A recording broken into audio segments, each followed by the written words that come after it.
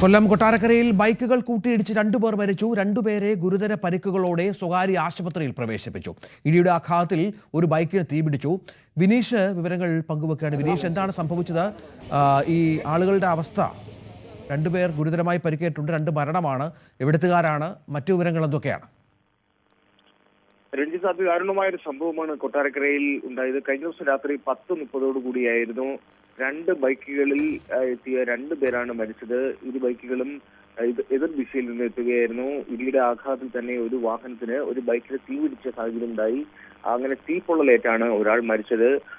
അമ്പലത്തുംകാല സ്വദേശി അഭിഷേക്, അതുപോലെ തന്നെ മൈലം സ്വദേശി സിദ്ധിവിനായക്, അങ്ങനെ രണ്ടുപേരാണ് മരിച്ചത്. രണ്ട് യുവാക്കളാണ്.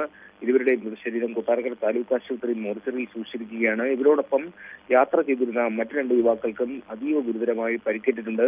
അവരുടെ പേര് ജീവൻ, സനൂപ് എന്നിവരാണ്. ഇവരെ സ്വകാര്യ ആശുപത്രിയിൽ, കൊട്ടാരക്കര ഒരു സ്വകാര്യ ആശുപത്രിയിലാണ് പ്രവേശിപ്പിക്കുന്നത്. ഇവരുടെ സ്ഥിതി ഗുരുതരമായതുകൊണ്ട് കൊല്ലത്തുള്ള മറ്റ് ആശുപത്രിയിലേക്ക് മാറ്റിയതായിട്ടാണ് ഇപ്പോൾ ലഭിക്കുന്ന വിവരം. അമിത വേഗതയായിരുന്നു ഈ ഒരു അപകടത്തിന് കാരണമെന്നാണ് പോലീസിൽ നിന്ന് നമുക്ക് അറിയാൻ കഴിയുന്നത്. കാരണം കഴിഞ്ഞ ദിവസം രാത്രിയിലായിരുന്നു. നല്ല ഇരുട്ടുള്ള ഒരു സ്ഥലമാണ്.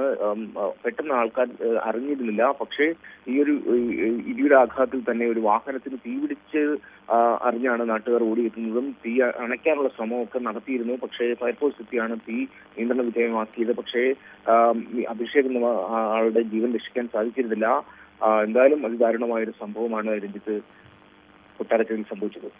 വിനീഷാണ് വിവരങ്ങൾ പങ്കുവച്ചത്. ഇന്നലെ രാത്രി 10:30 ആയിരുന്നു അപകടം. രണ്ട് ബൈക്കുകൾ കൂട്ടിയിടിച്ച് ബൈക്കുകൾ കത്തി. കൊല്ലം കൊട്ടാരക്കരയിലാണ് ഈ സംഭവം. രണ്ടുപേർ ഗുരുതര പരിക്കുകൾ, രണ്ടുപേർ മരിച്ച പശ്ചാത്തലം.